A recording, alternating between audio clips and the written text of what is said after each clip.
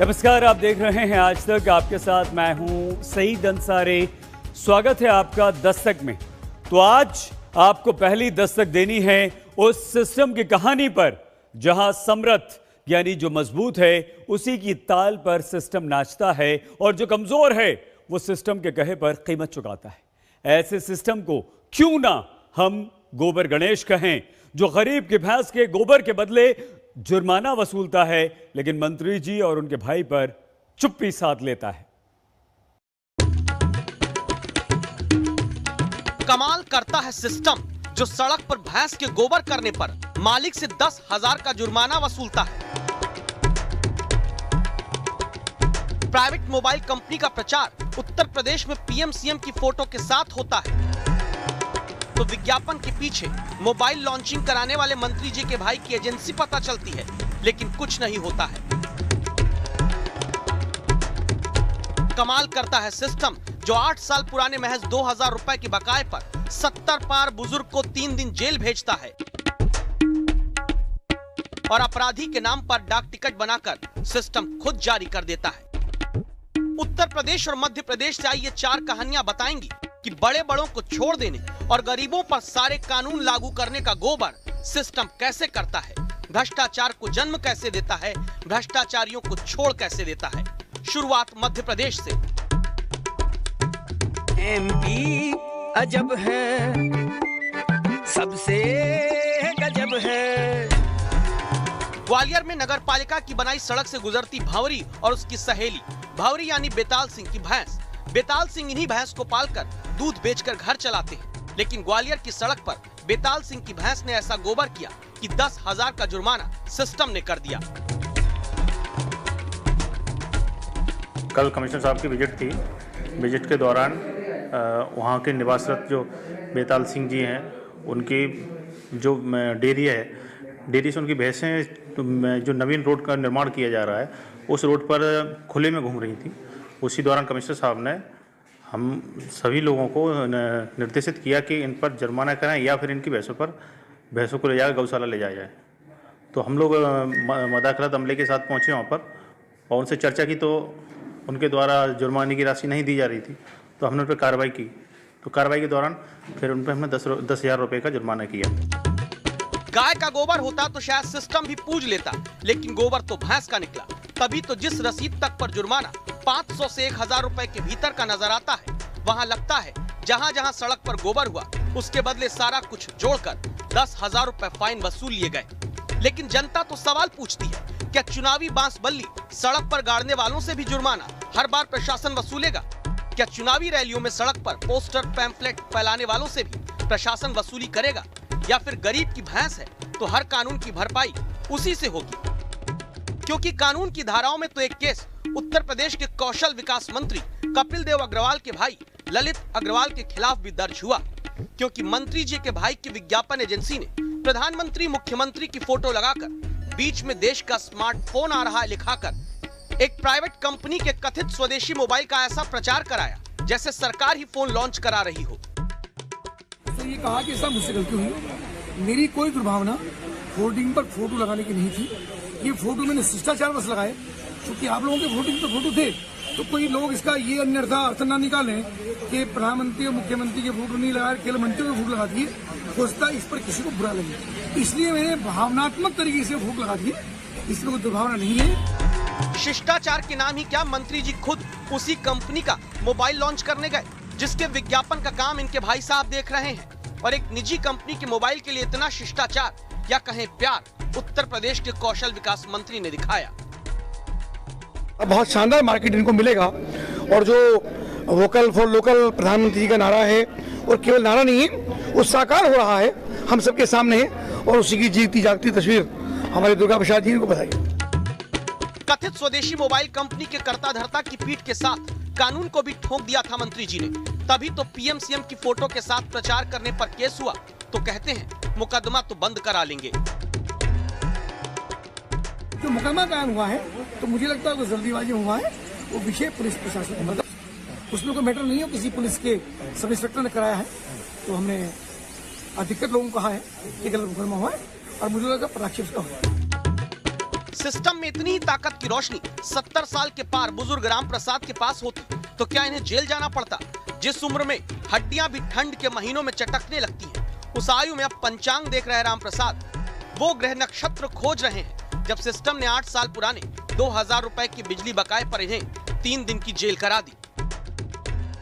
बिजली को पैसा यार 2000 रुपया। 2000 रुपए में कितने दिन जेल भोगी आपने? मैंने कहा 45 में 3 दिन। 8 साल में कभी नहीं बताया 2000 बाकी है आपके। जिन्हें नहीं बताई, जब तो ये सुबह हम इतने दे रहे इतने उन्हें दे दिए। सिस्टम की आंखों में कितनी रतौंधी हो रखी है, इसकी एक कहानी उत्तर प्रदेश से आई, जहां कानपुर डाकघर से कुख्यात अपराधी और अब गैंगवॉर में मारे जा चुके मुन्ना बजरंगी की तस्वीर के साथ डाक टिकट जारी कर दिया गया। छोटा राजन तक की तस्वीर वाला डाक टिकट सिस्टम ने अपनी कारस्तानी के दम पर चिपकाने के लिए जारी कर दिया। 300 रुपए में जो माई स्टैम्प रिलीज होता है तो कोई आदमी स्वयं आके बनवा सकता है या हार्ड या सॉफ्ट कॉपी में देके बनवा सकता है। तो उन्होंने एक फॉर्म भरा है और उसको ये बताया कि हमारे परिचित हैं और हमारे डाक कर्मचारी ने उनके डाक टिकट हार्ड कॉपी या सॉफ्ट कॉपी से बना के उनको दे दिए। तो मैं ये देखना चाह रहा हूँ कि आखिर ये गलती कैसे हुई और क्यों हुई। ऐसी ही सरकारी योजनाओं में आंख मूंदे बैठे सिस्टम के कारण 2013 से 2020 के बीच बने 4.5 करोड़ फर्जी राशन कार्ड मिले, 1.5 करोड़ से ज्यादा फर्जी मनरेगा कार्ड बने, 2 लाख से ज्यादा आयुष्मान योजना के फर्जी कार्ड अब तक रद्द किए गए। कुल मिलाकर कहानी यही है कि राम राज्य का सपना दिखाकर राम भरोसे चलने वाले सिस्टम में आम आदमी तो गोबर का भी जुर्माना भरते, 8 साल पुराने चंद रुपए के बकाए पर जेल जाते जिंदगी बिताता है और सिस्टम रसूखदारों के आगे पीठ ठुकवाकर खड़ा रहता है। आज तक ब्यूरो। सरकार और किसानों के बीच 21 दिन बाद अब कल 7वें दौर की बातचीत होनी है। बस अब से कुछ ही देर पहले गृह मंत्री अमित शाह के घर पर ग्रुप ऑफ मिनिस्टर्स की बैठक खत्म हुई है। 2 घंटे चली बैठक में कृषि मंत्री, वित्त मंत्री, रेल मंत्री मौजूद रहे और बैठक से बाहर निकले कृषि मंत्री नरेंद्र सिंह तोमर ने कल किसानों से सकारात्मक बातचीत का भरोसा दिया है। तो क्या समाधान निकलेगा अब और देश को होते आर्थिक नुकसान का हल भी हो जाएगा? हम प्रदर्शनों और आंदोलनों के दौरान देखते हैं ये मानसिकता देश के इंफ्रास्ट्रक्चर को, देश की संपत्ति को नुकसान पहुंचाने की है। हमें याद रखना चाहिए कि इंफ्रास्ट्रक्चर, ये संपत्ति किसी नेता की, किसी दल की, किसी सरकार की नहीं है। ये संपत्ति देश की है, ये संपत्ति आपकी है, देश के नागरिकों की है।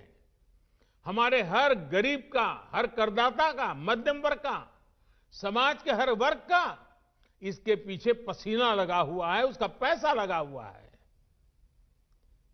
गरीब ने अपने पेट काट करके पैसा दिया है, तब सब बनता है। इसको लगने वाली हर चोट देश के गरीब, देश के सामान्य जन को चोट है। इसलिए अपना लोकतांत्रिक अधिकार जताते हुए हमें अपने राष्ट्रीय दायित्व को भी नहीं भूलना चाहिए। किसान आंदोलन से रोज 3,500 करोड़ का नुकसान। पंजाब में टोल प्लाजा फ्री होने से अब तक 267 करोड़ रुपए का नुकसान। हरियाणा में टोल प्लाजा फ्री कराने से अब तक करीब 16 करोड़ रुपए का नुकसान।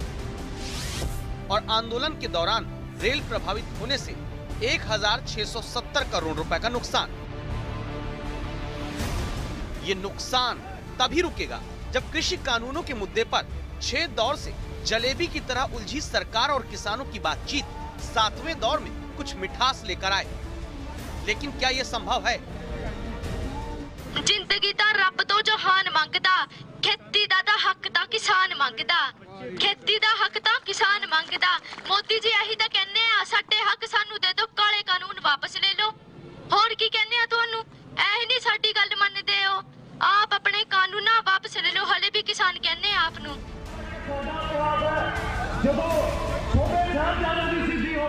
हक की लड़ाई में 34 दिन से किसानों का आंदोलन जारी है। देश का पेट भरने वाले किसान खुद भूखा रहकर कानून रद्द कराना चाहते हैं। तो अब 7वें दौर की बातचीत कहां से शुरू होगी? भाई 22 दिन बाद में एक टेबल पर बैठेंगे, मास्टर जहां पर छोड़ कर गया था वहां से फिर शुरुआत होगी। अपनी आखिरी चिट्ठी में किसानों ने 4 बातें रखी। कानून खत्म करने की प्रक्रिया पर बात करेंगे। एमएसपी पर कानूनी गारंटी को लेकर चर्चा करेंगे। पराली जलाने वाले कानून से किसानों को मुक्ति दो और विद्युत संशोधन विधेयक पर बातचीत करेंगे। इन सब के जवाब में सरकार की आखिरी चिट्ठी में लिखा गया, सरकार खुले मन से प्रासंगिक मुद्दों के तर्कपूर्ण समाधान के लिए प्रतिबद्ध है। भावनाओं को समझकर और निश्चित रूप से क्लॉज बाई क्लॉज बात करेंगे अगर बिल के अंदर, तो जो अच्छे इसके अंदर सब जो पॉइंट हैं, जो किसान को आज़ादी देने वाले विषय है या अन्य जो विषय हैं, उनके ऊपर वार्ता होगी। तो मैं सोचता हूं कि कल निश्चित रूप से किसानों के साथ जो वार्ता होगी, हम आशा करते हैं कि इसका हल निकलेगा और इस जो एक लंबे समय से जो किसानों की जो आंदोलन है वो समाप्त होने की पूरी उम्मीद है हमें। संशोधन पर कोई ये है कि बैरिकेटिंग के कोई ऊपर को चला जाएगा, भाई किले का दरवाजा टूटेगा उसी में को तो जाएंगे। अब नए रास्ते बनाओ, नए आओ करें, ऐसे थोड़ा होता है। लेकिन फिलहाल पहली शर्त ही किसानों की पेच फंसा सकती है, क्योंकि किसान सीधे कानून खत्म करने पर चर्चा चाहते हैं और सरकार कृषि कानूनों पर विस्तार से बातचीत करना चाहती है। इस बीच अपडेट यह है कि किसान संगठनों ने सिंघू बॉर्डर से टिकरी बॉर्डर तक बुधवार को निकाला जाने वाला ट्रैक्टर मार्च 24 घंटे के लिए बढ़ा दिया है। इस शर्त के साथ कि 30 दिसंबर को बात नहीं बनी, तो किसान अब ट्रैक्टर मार्च लेकर 31 दिसंबर को निकलेंगे। आज तक ब्यूरो। कुछ हिस्सों के किसान भले ही सरकार से नाराज हों, लेकिन प्रधानमंत्री नरेंद्र मोदी लगातार किसानों की आय बढ़ाने के विकल्पों को बढ़ाने में लगे हैं। कल उन्होंने 100वीं किसान रेल को हरी झंडी दिखाई थी, तो आज पीएम मोदी ने किसानों की कमाई बढ़ाने वाले ट्रैक का उद्घाटन किया।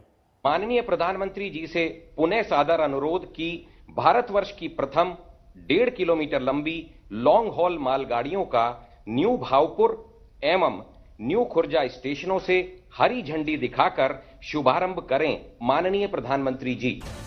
पीएम ने हरी झंडी दिखाई और कानपुर के न्यू भावपुर से मालगाड़ी न्यू खुर्जा के लिए रवाना हो गई।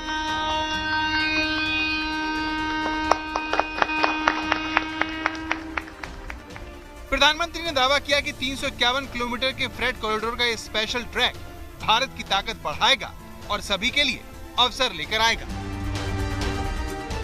आज का दिन भारतीय रेल के गौरवशाली अतीत को 21वीं सदी की नई पहचान देने वाला है। मलिहाबाद का आम उत्पादक हो या कानपुर और आगरा का लेदर उद्योग, भदोही का कालीन उद्योग हो या फिर फरीदाबाद की कार इंडस्ट्री, हर किसी के लिए ये अवसर ही अवसर लेकर आया है। यात्री ट्रेन की लेट लतीफी समस्या कम होगी। दूसरा ये कि इससे मालगाड़ी की स्पीड भी 3 गुना से ज्यादा हो जाएगी। अगर आप सोच रहे हैं कि मालगाड़ी कैसे देश और समाज के हर तबके को विकास का सफर करवा सकती है, कैसे ये विकास को रफ्तार के पंख दे सकती है, ये समझने के लिए आपको चीन की इस मालगाड़ी को देखना होगा, जो चीन के विकास के आयरन रूट पर चलकर लंदन पहुंची। चीन रेल मार्ग से अपने सिल्क रूट को दोबारा जिंदा करने में लगा है। उस दौर में पहुंचना चाहता है जब वो दुनिया की एक बड़ी आर्थिक महाशक्ति था। चीन 2200 साल पहले अपने स्वर्णिम युग में मालगाड़ियों से पहुंचने में लगा है। जो ट्रेन आपने देखी वो चीन के ईवू से चलकर कजाकिस्तान, रूस, बेलारूस, जर्मनी, बेल्जियम होते हुए यूनाइटेड किंगडम के लंदन पहुंची। 18 दिनों में 12,000 किलोमीटर का सफर तय करके ये मालगाड़ी चीन से लंदन पहुंची, जिसने चीन के कारोबारियों के लिए नया बाजार खोल कर रख दिया। मोदी सरकार मालगाड़ियों के लिए अलग ट्रैक बनाकर चीन की कामयाबी को दोहराना चाहती है। किसान कारोबारियों, एक्सपोर्टरों को दुनिया के बाजार में खड़ा करने के लिए भारतीय उत्पादों की लागत कम करना चाहती है। जैसे जैसे आबादी बढ़ी, अर्थव्यवस्था बढ़ी, तो माल ढुलाई के इस नेटवर्क पर दबाव भी बहुत बढ़ता गया। जाहिर है ट्रांसपोर्टेशन की लागत ज्यादा होगी। इसका सीधा असर हमारे खेती, खनिज उत्पाद और औद्योगिक उत्पादों की कीमत पर पड़ता है। महंगे होने के कारण वो देश और विदेश के बाजारों में होने वाली स्पर्धा में टिक नहीं पाते हैं, हार जाते हैं। भारत भविष्य में विदेशी बाजारों में न हारे, इसके लिए मोदी सरकार 2 फ्रेट कॉरिडोर, वेस्टर्न और ईस्टर्न डेडिकेटेड फ्रेट कॉरिडोर बना रही है, जिन पर 81,000 करोड़ रुपए खर्च हो रहे हैं। Western dedicated freight corridor 1506 kilometre लंबा होगा, जो मुंबई को उत्तर प्रदेश के दादरी से जोड़ेगा। वहीं 1875 किलोमीटर लंबा eastern dedicated freight corridor Punjab के लुधियाना को पश्चिम बंगाल के तानकुनी से जोड़ने का काम करेगा। प्रधानमंत्री ने आज ईस्टर्न डेडिकेटेड फ्रेट कॉरिडोर में आने वाले न्यू भाऊपुर से न्यू खुर्जा तक के 351 किलोमीटर के ट्रैक का उद्घाटन किया। आज जब Khurja Bhaupur freight corridor route पर जब पहली मालगाड़ी दौड़ी तो उसमें नए भारत की, आत्मनिर्भर भारत की गुंज और गर्जना स्पष्ट सुनाई दी। भारत में कुल 1,15,000 किलोमीटर लंबा रेलवे ट्रैक है, जिन पर 13,000 पैसेंजर ट्रेन और 9,000 मालगाड़ियां दौड़ती हैं। भारतीय ट्रेन एक दिन में जितना सफर तय करती है, उस दूरी में धरती से चांद तक 2 बार चक्कर लगाया जा सकता है। ये आंकड़ा बता रहा है कि भारत में रेल सफर का पसंदीदा साधन है, लेकिन लोकप्रियता के इसी बोझ ने रेल की रफ्तार को धीमा कर दिया है, जिसने पैसेंजर ट्रेनों को लेट और माल भाड़े को महंगा कर दिया। यात्री ट्रेन की लेट लतीफी समस्या कम होगी। दूसरा ये कि इससे मालगाड़ी की स्पीड भी 3 गुना से ज्यादा हो जाएगी और मालगाड़ियां पहले से 2 गुना तक सामान की ढुलाई कर पाएगी। लॉजिस्टिक नेटवर्क सस्ता होता जाएगा। हमारा सामान पहुंचाने का जो खर्च है वो कम होने के कारण सामान सस्ता होगा, जिसका हमारे निर्यात को लाभ होगा। डेडिकेटेड फ्रेट कॉरिडोर योजना पूरी होने पर भारतीय मालगाड़ियां न सिर्फ 2 गुना वजन उठा पाएंगी, बल्कि साल 2019 में 20 किलोमीटर प्रति घंटे की रफ्तार से रेंगने को मजबूर मालगाड़ियां 5 गुना ज्यादा गति से चल पाएंगी। ऐसा होने पर माल जल्दी पहुंचेगा, मालगाड़ियों की क्षमता बढ़ने से किराया भी सस्ता होगा। इंफ्रास्ट्रक्चर किसी भी राष्ट्र के सामर्थ्य का सबसे बड़ा स्रोत होता है। इंफ्रास्ट्रक्चर में भी कनेक्टिविटी राष्ट्र की नसें होती हैं, नाड़ियां होती हैं।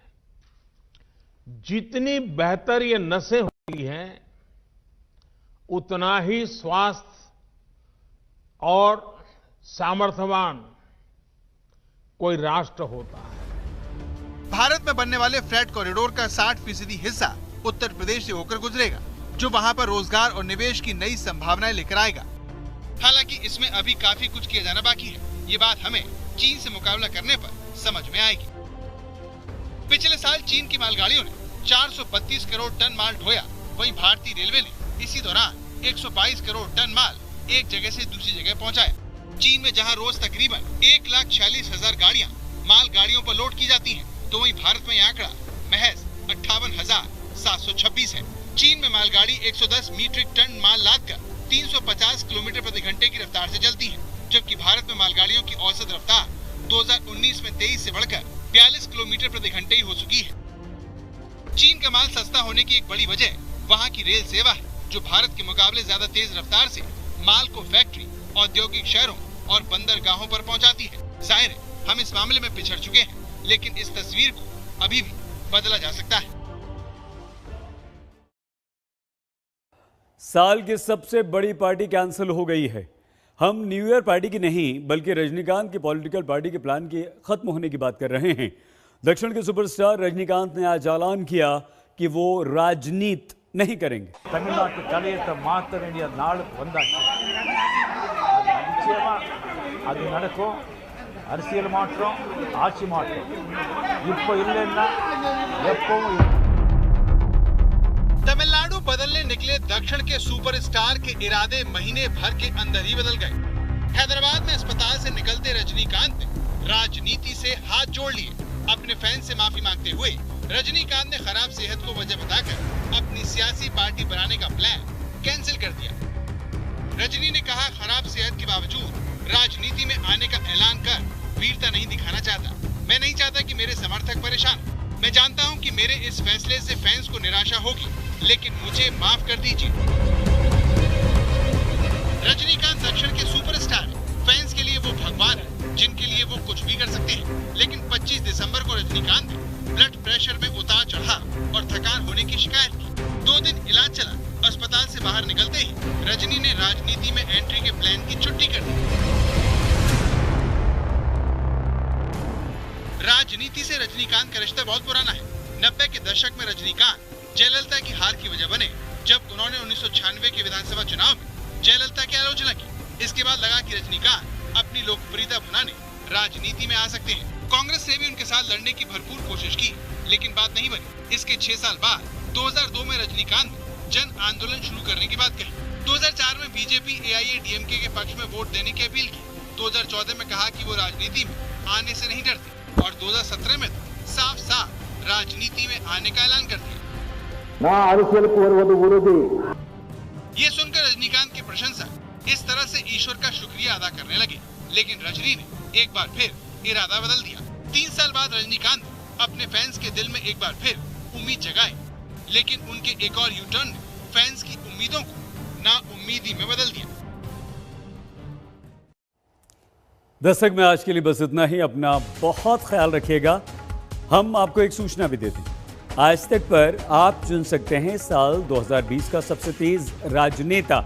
हमारे पास देश भर से बड़ी संख्या में लोगों के यानी कि आप लोगों के मत यानी कि वोट आ रहे हैं। वोटिंग के अब कुछ आखिरी घंटे बचे हैं, तो आप प्लीज़ देर बिल्कुल मत कीजिए, अपनी राय दीजिए। हम आपको बताते हैं कि मैसेज कैसे आप करेंगे, उसका तरीका क्या है। सबसे पहले मैसेज में आप लिखिए POL, फिर स्पेस दें। स्पेस के बाद सबसे तेज राजनेता के लिए विकल्प आप लिखें। प्रधानमंत्री नरेंद्र मोदी के लिए A, रक्षा मंत्री राजनाथ सिंह के लिए B, अमित शाह के लिए C लिखें, नीतीश कुमार के लिए D और अरविंद केजरीवाल के लिए E लिखें। इसके बाद मैसेज को 56161 पर भेज दें।